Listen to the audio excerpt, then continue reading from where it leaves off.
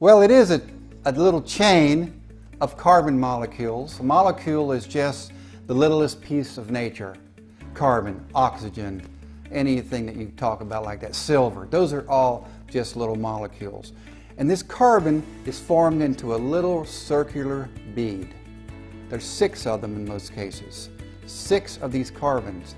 And then they have some oxygen and hydrogen sticking off the side of them, carbohydrate altogether.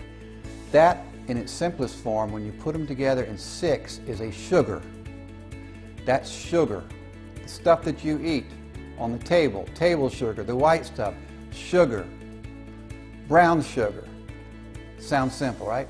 Fruit sugar, fructose. It's all the sugar.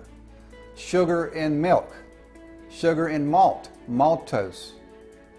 Sugar in milk, lactose. So OSE in the scientific world means sugar. So you've got all these sugars together. They're real simple. You put them in your body, they dissolve immediately and go right into your bloodstream. If you take them and put several of these little chains together, 2 or 3 or 4 or 5 or 6, even into the hundreds, that's called starch.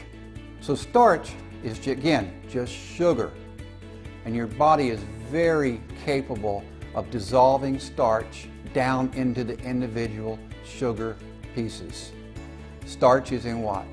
Rice, potatoes, even carrots, and breads. It's just, they're really pure sugar. Okay, I'm sorry, that's the truth.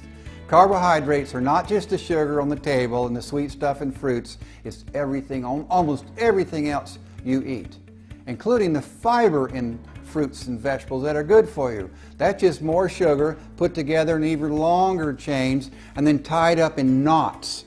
So it's difficult to digest in that case. And you eat those and a lot of them just pass through you without being digested.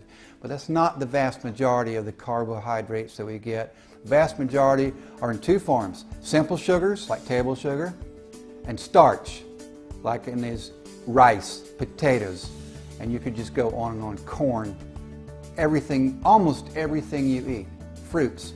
And again, I said vegetables. They don't have very much free sugar, the sweet stuff, but the lettuces and all these things, they still have lots of carbohydrates. Well, we've been talking about carbohydrates and how refined carbohydrates cause inflammation and then that leads to other trouble. But what are carbohydrates for? Energy. That's why you take them. You take everything else to build your body, proteins and vitamins and minerals, but the glucose, the sugars, the carbohydrates are there for energy. So if you have efficient carbohydrate management, really what that is saying is you have efficient energy management. Now you've got a lot of different types of carbohydrate in your body, not just these simple sugars. You've got glycogen. So you got the real simple glucose, and then you've got the glucose, more of them together, a little larger bits together. That's glycogen.